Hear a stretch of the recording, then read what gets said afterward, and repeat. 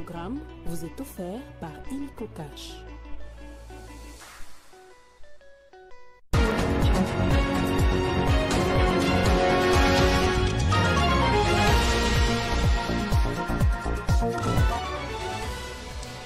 À la une de cette édition du journal, Félix Tshisekedi a pris part ce jeudi au 23e sommet du COMESA à Bujumbura au Burundi qu'il a gagné depuis hier après un bref séjour en Ouganda. Avec Yoweri Museveni, les deux chefs d'État ont parlé de la sécurité et d'autres questions de développement. Jean-Marie Kassamba s'est prononcé sur le débat portant sur la révision de la Constitution. Le patron de la presse de Kinshasa s'est opposé à toute démarche émotionnelle et a appelé plutôt à la raison. Il était l'invité d'Israël Mutombo dans Bossolo d'un politique dont vous suivrez un petit extrait dans ce journal. À Kinshasa, le ministre de la Santé va en guerre contre les centres de santé et les pharmacies non viables dans la capitale. Le moratoire leur accordé pour qu'ils se conforment à la loi a expiré depuis le 25 octobre. Place à présent au contrôle. Et au Burkina Faso, il y a 10 ans, tombé le régime de Blaise Compaoré à la suite d'une tentative de changement de la Constitution. Depuis, le pays a connu plusieurs soubresauts politiques. On en parle aussi dans ce journal. Bonjour à tous et bienvenue dans ce journal. À la une de l'actualité, je le disais, le 23e sommet des chefs d'État et de gouvernement du marché commun de l'Afrique orientale et australe, COMESA en sigle, s'est ouvert ce jeudi à Bujumbura. Félix Tshisekedi y a pris part. Le thème retenu pour ces assises est « Accélérons l'intégration régionale par le développement des chaînes de valeur régionales dans les domaines de l'agriculture résiliente au climat, de l'exploitation minière et du tourisme ». Le président burundais a appelé au retour de la paix dans l'est de la RDC en évoquant un dialogue inter-congolais. Et vous le savez certainement, Félix Tshisekedi a eu un entretien hier avec son homologue Yoweri Museveni au State House de Kampala. Au menu, la sécurité bilatérale, la sécurité dans la sous-région, les infrastructures routières ainsi que l'exploitation du pétrole sur les lacs Albert. Retour sous cette visite de quelques heures seulement dans ce reportage de la presse présidentielle. C'est une visite du travail dictée par la nécessité et l'urgence face à la situation sécuritaire préoccupante dans l'est de la République démocratique du Congo. Au terminal présidentiel de l'aéroport international d'Entebbe, le chef de l'État a été accueilli par le ministre ougandais de la Défense et des vétérans Jacob Obotobot. Après les cérémoniales d'accueil, le président Félix-Antoine Tshisekedi Tshilombo a pris la direction du palais présidentiel d'Entebbe où l'attendait sur le perron son hôte Yoweri Kaguta Museveni. Dans un premier temps, les deux chefs d'État ont longuement échangé seul à seul avant d'élargir la réunion bilatérale à leurs délégations respectives. Pas de conférences de presse ni de communiqués conjoints, mais les deux chefs d'État ont fait la restitution devant leurs collaborateurs. Je vous remercie également pour les discussions que nous avons eues ce jour. For the good discussions we have held today. Des discussions très enrichissantes et très prometteuses. Very useful discussions that promise a lot. Qui ont tourné essentiellement autour du processus de paix, cette paix que nous voulons pour notre turn région. Around the issue of peace. Peace which we all like to have. Cette paix que nous voulons pour notre région. The peace for our good region.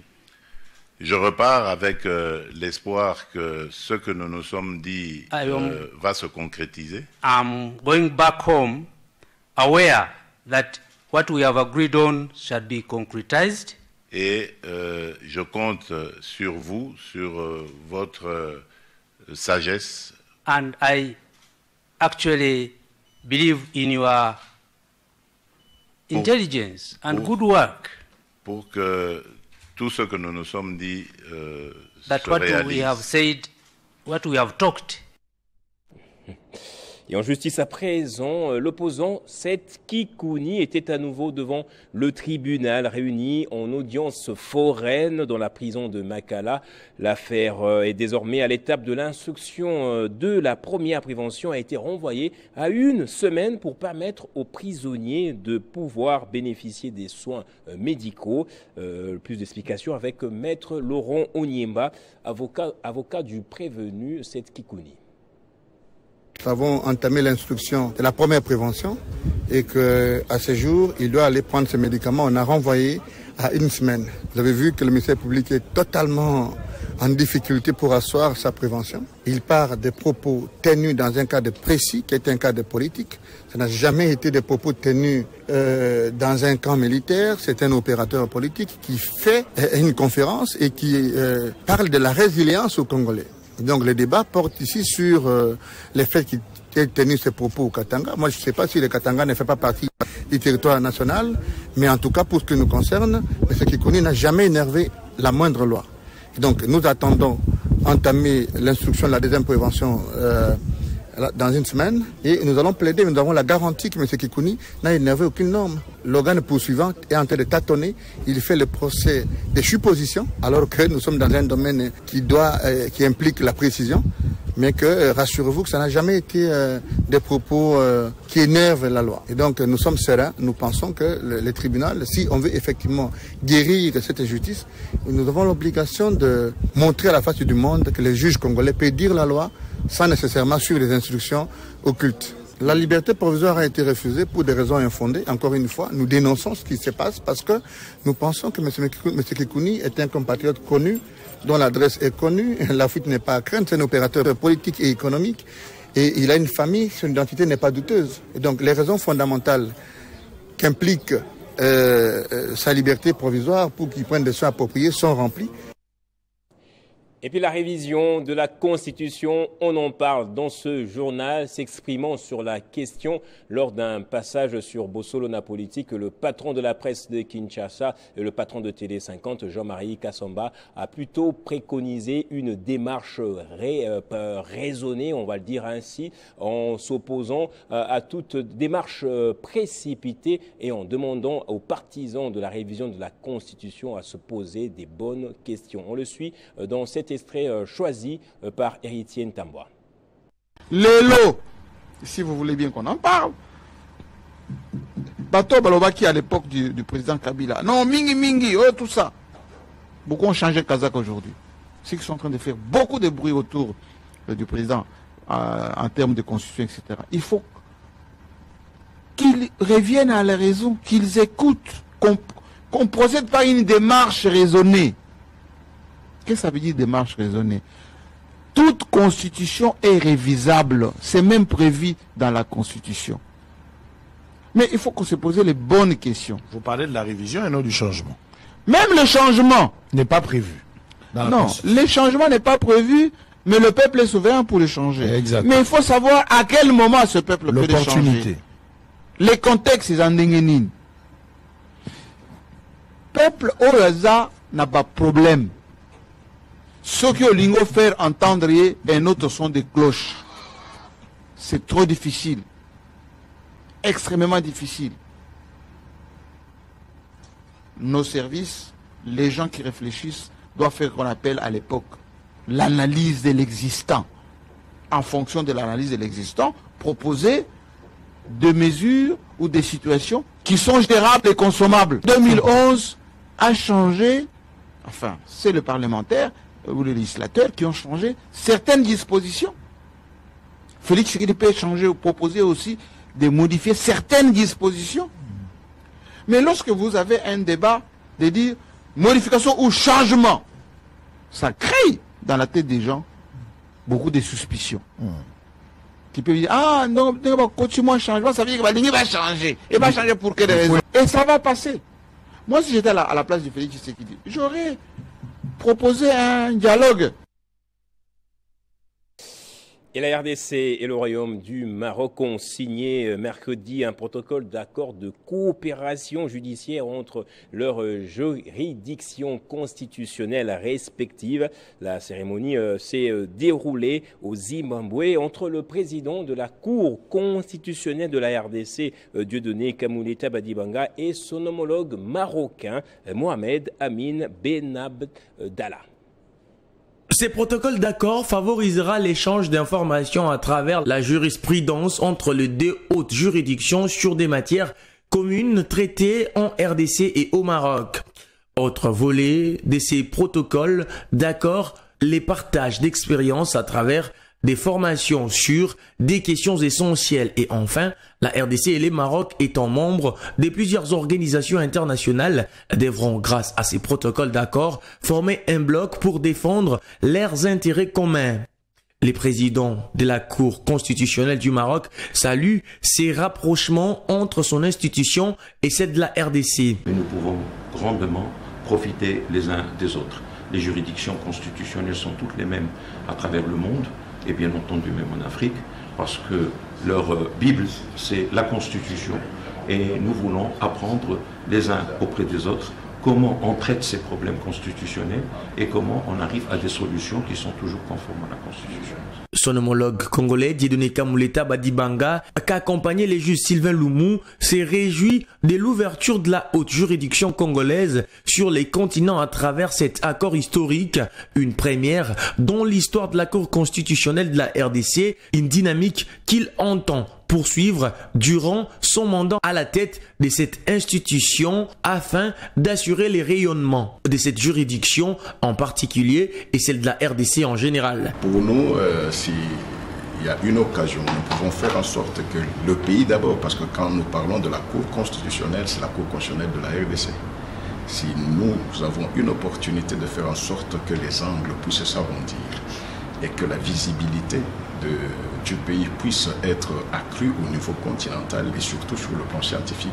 La signature de ces protocoles d'accord intervient en marge du 7e congrès de la conférence des juridictions constitutionnelles africaines, dont les travaux a démarré les mercredis soirs par la réunion du comité exécutif de la CJCA sous la présidence du Marocain Mohamed Amin Benabdallah, qui achève son mandat de 2 ans cette année.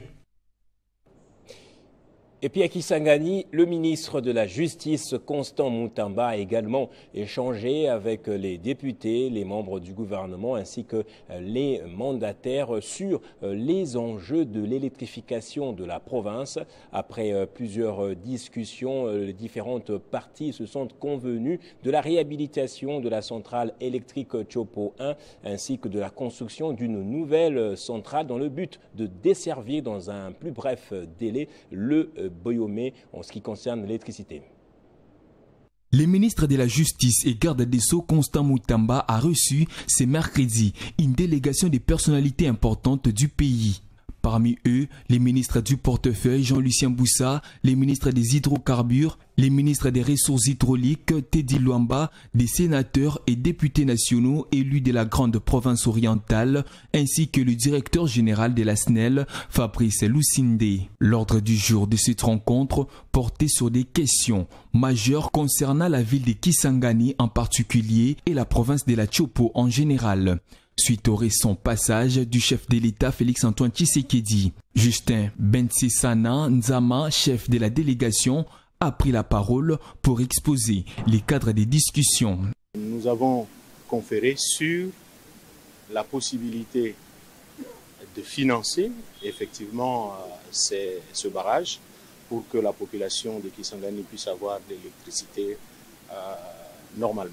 Pour sa part, le sénateur Jean Bamanissa précise que cette rencontre a abordé les questions liées à la réhabilitation de la centrale Chopo 1 et la construction imminente d'une centrale secondaire. Sous le contrôle de leurs excellences, monsieur le ministre des Ressources hydrauliques et du portefeuille, qui sera mis à disposition de la SNEL et étant donné que ce montant ne suffira pas pour l'ensemble, la contribution des parlementaires est demandée pour que il soit alloué aussi dans le budget 2025, 2026 et 2027. Avis pris en compte par le directeur général de la SNEL, Fabrice Lucindé, qui plaide pour le renouvellement des infrastructures électriques et qu'au vu des moyens mis à la disposition, la SNEL s'est fixe l'objectif de réaliser ces travaux dans un délai de 3 mois. Et puis l'Académie Abed Kayembe a également réfléchi sur des questions d'ordre juridique. Lors d'une matinée de réflexion, ces jeunes ont abordé la question des voies de recours contre les décisions rendues par les juridictions présidentielles et celles rendues en matière de saisie immobilière. Cette activité intervient une année après l'adoption du nouvel acte uniforme portant procédure simplifiée, recouvrement et voies d'exécution du 17 octobre 2023.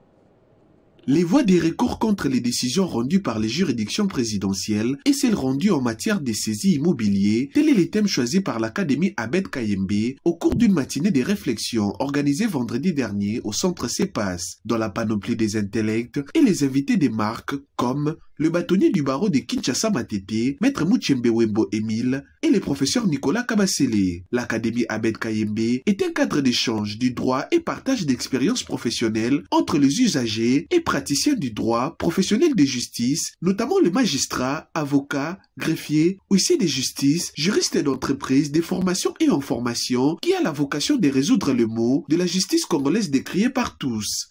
Un cadre idéal pour partager l'expérience. Et le choix des intervenants, notamment celui du professeur ordinaire Nicolas Kabasele, qui est à la fois avocat près la cour, est dicté justement par le souci de concilier la théorie à la pratique.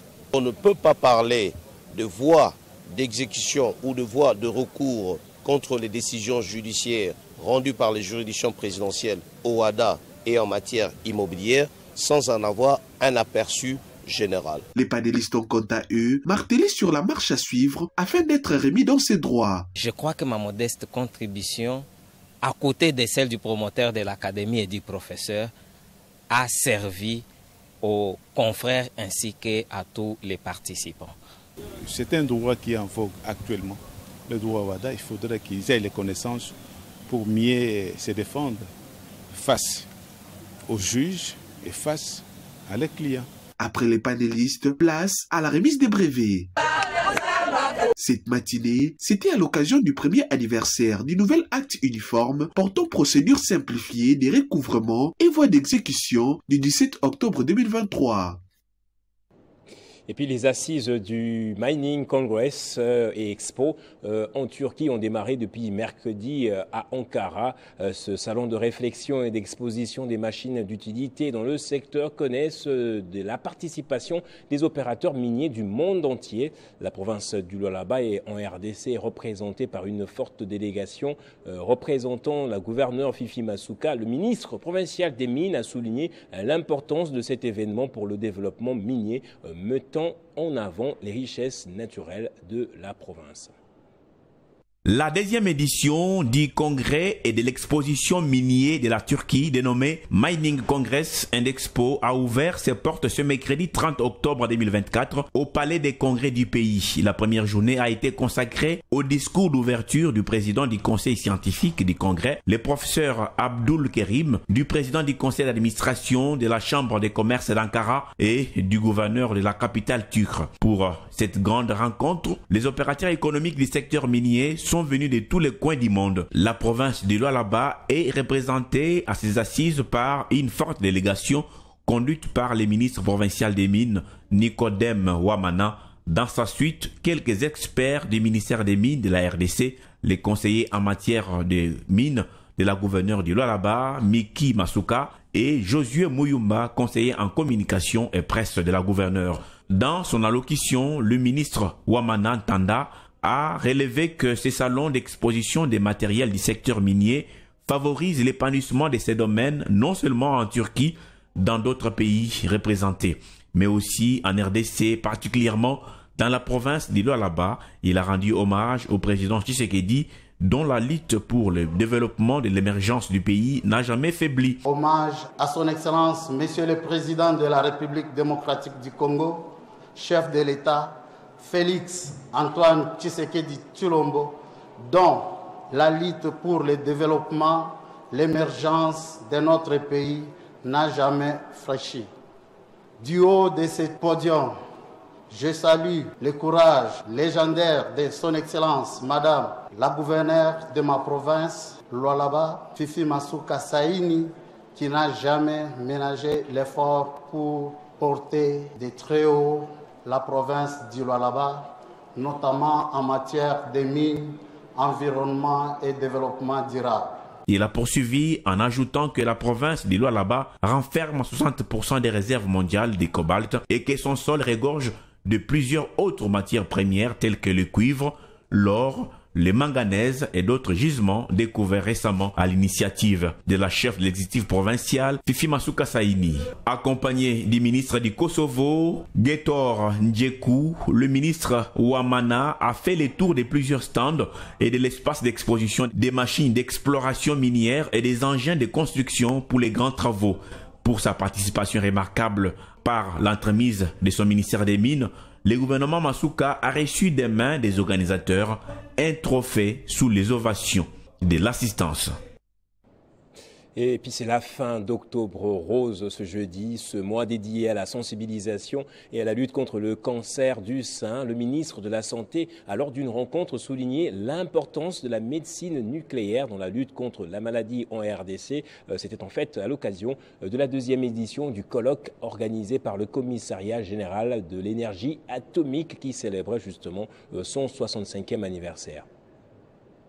Pour le mois d'Octobre Rose, Roger Kamba aura été sur tous les fronts. Le colloque organisé par le Commissariat général à l'énergie atomique a permis de rappeler l'ampleur croissante des cas de cancer dans le pays, soulignant que ce fléau représente un défi majeur pour le système de santé. Le ministre de la Santé a mis en lumière donc l'importance cruciale de la médecine nucléaire dans la lutte contre la maladie.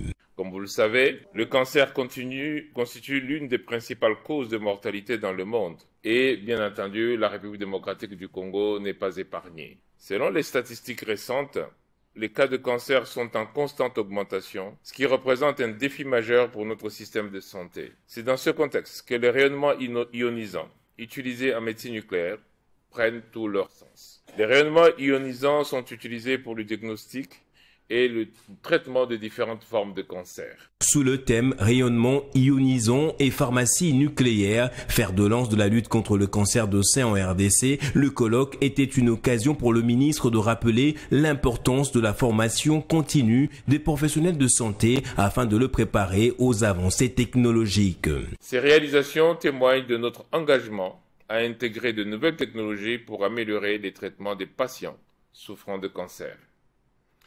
Cette activité d'aujourd'hui est la preuve de l'engagement ferme de notre gouvernement sous la vision éclairée de son Excellence M. Félix-Antoine Tshisekedi Tshilombo, président de la République, chef de l'État. Travaillons en étroite collaboration avec des organismes internationaux pour acquérir de l'expertise et des ressources nécessaires pour mener à bien cette lutte contre le cancer. Roger Kamba a également reconnu le travail des partenaires et de tous ceux qui œuvrent pour faire progresser la lutte contre le cancer, soulignant aussi l'importance de la sensibilisation à la détection précoce et au traitement disponible. Et je le disais dans les titres, à Kinshasa, le gouvernement provincial veut passer à la vitesse supérieure après l'expiration du moratoire sur la viabilité des centres de santé. Un contrôle va être effectué soit pour fermer ou accompagner les centres de santé à devenir viables. Cette mesure concerne également les établissements pharmaceutiques. C'est depuis le 25 octobre dernier que le moratoire avait expiré. Le ministre provincial de la Santé de Kinshasa, Patricia Gongo, a convoqué la presse au PNMLS pour leur parler de la suite à donner à cette expiration. Le tableau est catastrophique à Kinshasa concernant les centres de santé ainsi que les pharmacies. La décision ayant conduit à la signature du moratoire sur la viabilité des établissements des soins de santé et pharmaceutiques privés à Kinshasa découle sans doute des réalités que nous tous observons quotidiennement dans le secteur de la santé, notamment la situation hygiénique et infrastructurelle des structures hospitalières est dépravée, l'envahissement du secteur de la santé par des charlatans et personnels non qualifiés, les établissements de soins de santé sont devenus des mouroirs par manque d'expertise et de des dispensations de soins de qualité. Le gouvernement de Kinshasa estime qu'il n'y a plus de temps à perdre puisque la vie des Kinois n'a pas de prix. Il faut appliquer la loi dans toute sa rigueur, a dit le ministre provincial. La décision que j'ai prise allant dans le sens non seulement de sanctionner les structures non viables, mais aussi de les accompagner à la régularisation, ne pas tomber comme un chevet dans la soupe. Je me suis servi de lois qui existent mais qui peut-être n'ont jamais été appliquées. Il s'agit de la loi numéro 23/006 du 3 mars 2023, modifiant et complétant la loi numéro 18/035 du 13 décembre 2018. Un score de viabilité sera donc accordé aux établissements en fonction de 3 éléments. D'abord le bâtiment, puis le personnel ainsi que leur dossier et enfin le matériel scientifique et non scientifique. Les établissements qui obtiendront un faible score seront fermés et les semi-viables seront accompagnés. Et puis un groupe de femmes leaders de la RDC a manifesté mercredi devant les installations du Conseil supérieur de l'audiovisuel et de la communication pour protester contre les propos jugés discriminatoires du journaliste Israël Mutombo tenu à l'encontre de la première ministre Judith Suminwa. Ce dernier ont également porté plainte contre le journaliste. Elles en ont profité pour saisir la présidence de la République et l'Assemblée nationale dans le but qu'elle porte plainte et porte plutôt des actions concrètes pour promouvoir la représentation des femmes dans les institutions. Les femmes leaders de la République démocratique du Congo expriment leur colère face aux déclarations jugées discriminatoires du journaliste Israël Mutombo, éditeur de la chaîne Bossolona Politique, à l'encontre de la première ministre Judith Suminwa. Nous sommes très indignés vu ce discours qui est en train de prendre l'ampleur sur les médias et sur les réseaux sociaux dans notre pays pour discriminer et niveler vers le bas le combat de la femme. Il y a d'autres dénonciations qui se sont faites, mais nous avons dit que ça ne suffit pas. Nous devrons déposer une plainte en bonne et due forme pour que tous ces hommes-là qui ne croient pas au combat de la femme, pour que tous ces hommes-là qui n'acceptent pas le leadership féminin puissent comprendre que nous n'accepterons jamais que le combat et le fruit du leadership féminin soient réduits à nu. Elle demande des réparations pour les préjudices subis par la première ministre, soulignant l'importance de protéger la dignité des femmes dans les sphères publiques et politiques. Lors de cette manifestation, elles ont également remis un mémorandum à la présidence de la République et à l'Assemblée nationale appelant à une action concrète pour promouvoir la représentation des femmes dans les institutions congolaises. Au président de la République, garant du bon fonctionnement des institutions et champion de la masculinité positive, de protéger les acquis de l'accomplissement de l'article 14 de notre chère Constitution. Au Parlement de soutenir les réformes et les lois tendant vers l'accomplissement de l'effectivité de l'article 14 de la Constitution. Au gouvernement d'exécuter correctement les programmes afin de répondre aux attentes de la population sous la coordination de la Première ministre, chef du gouvernement. Les femmes leaders exigent par ailleurs que les journalistes Israël Mutombo présentent des excuses publiques à la Première ministre dans un délai de 48 heures, soulignant l'importance d'un discours respectueux et inclusif dans les médias. Et puis l'Institut supérieur d'informatique, programmation et analyse, ISIPA, a officiellement procédé à la signature de la convention cadre de partenariat avec la société de téléphonie Huawei.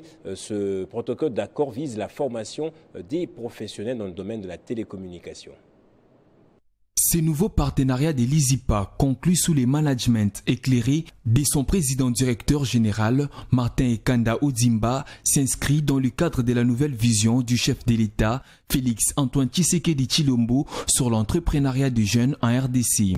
Ces protocoles d'accord a pour objectif principal le développement des talents dans le domaine des technologies de l'information et de la communication issus de l'ISIPA, afin de former les professionnels de demain et de contribuer activement à l'écosystème numérique de la RDC. Et nous avons un projet aujourd'hui, une vision, c'est l'entrepreneuriat. Pour amener nos étudiants à pouvoir créer les entreprises, il faut les former. Et pour les former, il faut un cadre. Et il faut également des partenariats. C'est-à-dire quoi? Nous avons déjà, nous, au niveau de l'ISIPA, adapter notre formation au niveau de l'entrepreneuriat, mais il faut organiser les stages. Huawei offre aux étudiants de l'ISIPA l'opportunité de découvrir les dernières innovations en TIC, d'approfondir leurs connaissances et de s'ouvrir aux cultures technologiques.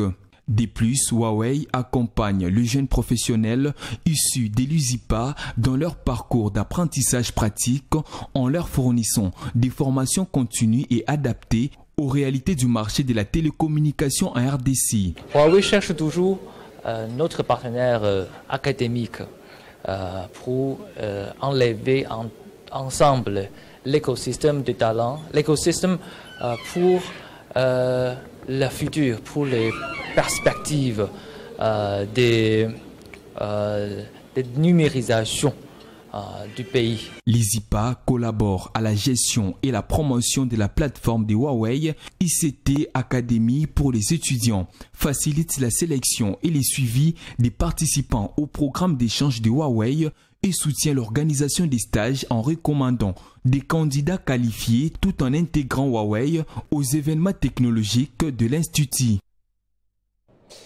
Et cela fait 10 années déjà depuis que Blaise Compaoré avait été chassé du pouvoir alors qu'il voulait changer la constitution du Burkina Faso. Plus d'1 million de personnes étaient dans la rue pour protester contre cette démarche. 10 années plus tard, le pays a connu plusieurs soubresauts politiques, notamment plusieurs coups d'État. On en parle dans ce commentaire avec Benjamin Moudiata.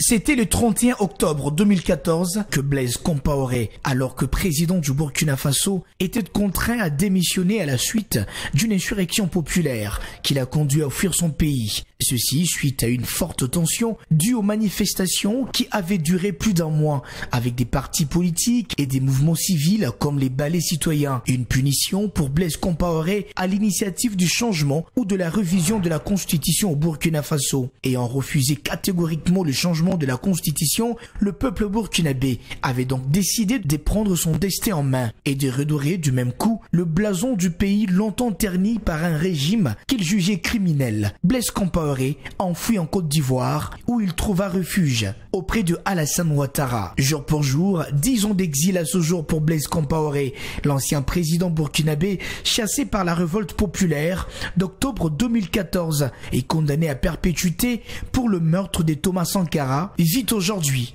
en Côte d'Ivoire. Un exil doré pour cette figure controversée de l'Afrique politique entre l'ombre et les enjeux de la réconciliation. À Abidjan, loin de Ouagadougou, où il avait solidement établi son pouvoir pendant 27 ans, Blaise Compaoré vit entouré de membres de sa famille. Cet ancien chef d'État mène une vie discrète, mais il reçoit la visite d'anciens collaborateurs, des membres de son parti, le CDP, qui lui sont restés fidèles, ainsi que d'opérateurs économiques burkinabés. Place au rappel des titres à présent avant la revue de presse.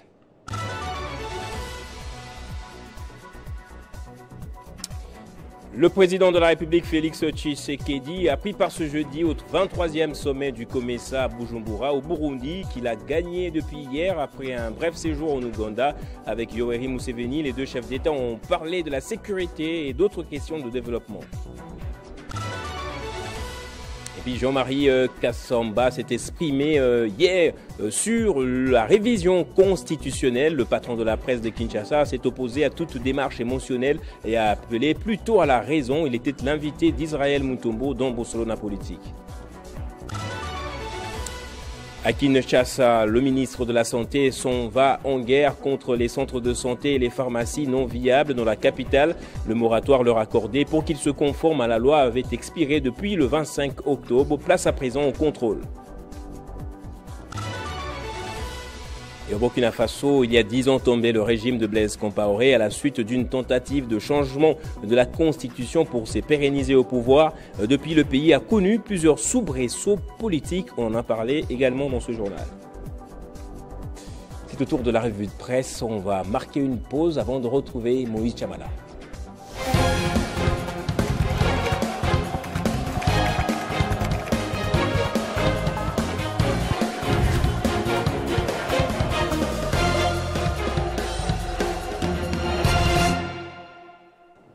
Et j'accueille sur ce plateau Moïse Chamala pour la revue de presse. Bonjour Gaëtan Kouba-Bouranzier, merci. Bienvenue à toi, merci. Merci beaucoup Gaëtan. Coopération, le président de la RDC, Félix Tshisekedi, a été reçu hier mercredi à Entebbe par son homologue ougandais Yoweri Museveni. Une visite de moins de 24 heures, Gaëtan Kouba-Bouranzier, qui a été exploitée par plusieurs médias. C'est jeudi, eh bien, commençons par les médias. Les journaux qui titrent à sa une Tshisekedi en Ouganda, mercredi, pour un tête-à-tête avec Museveni. Eh bien, Gaëtan Kouba-Bouranzier, selon les journaux, les deux hommes ont échangé longuement sur l'opération militaire conjointe menée par les deux armées dans l'est de la RDC contre les groupes armés d'origine ougandais ADF. Ils l'ont également abordé la question des tensions croissantes entre Kinshasa et Kigali, alimentée par l'avancée du M23 dans les Nord Kivu. Eh bien, Gaëtan, Kinshasa et Kampala, ajoute Forum des As, sont déterminés à traquer les ADF, ces groupes terroristes ougandais qui continuent à s'aimer la terreur dans l'est de la RDC. Les présidents congolais Félix Tshisekedi et son homologue ougandais Yoweri Museveni ont évoqué les sujets hier mercredi lors du tête-à-tête qu'ils ont eu à Entebbe. Eh bien, Gaëtan, lors de ces échanges avec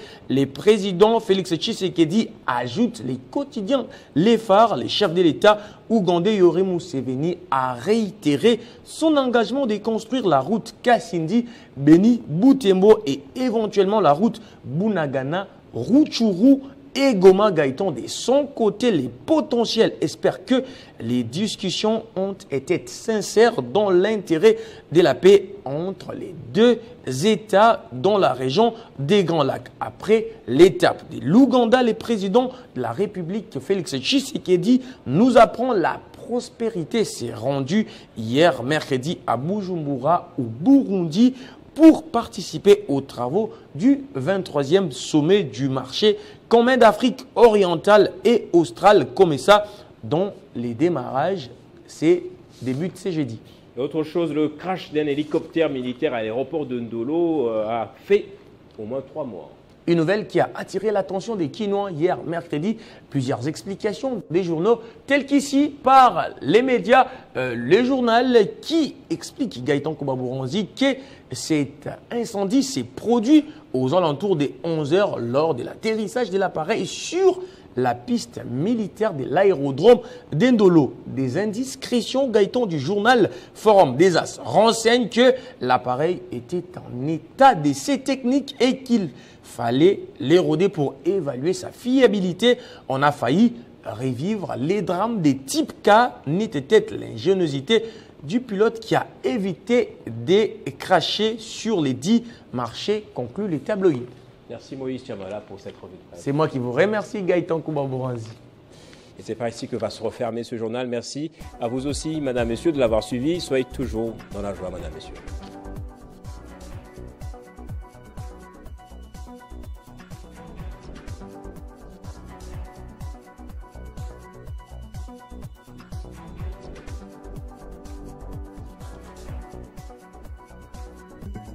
Retrouvez toute l'actualité en continu sur www.tele50.cd. Ce programme vous a été offert par Illico Cash.